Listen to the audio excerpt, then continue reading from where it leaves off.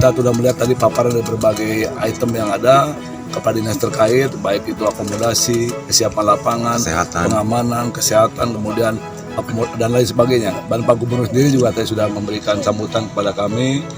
Prinsipnya kami akan melihat secara keseluruhan.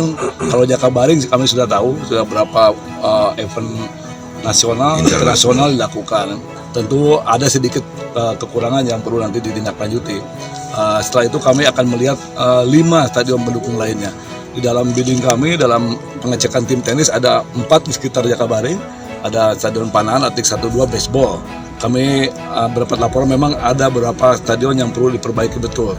Seperti atletik itu ukurannya kurang, sehingga nanti harus kalau jadi harus dibuat sesuai dengan standar. Yang satu lagi mungkin di Sriwijaya kami akan melihat.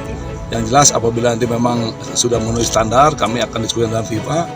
Mudah-mudahan Sumsel Palembang bisa menjadi yang venue daripada U20 ya. Terima kasih.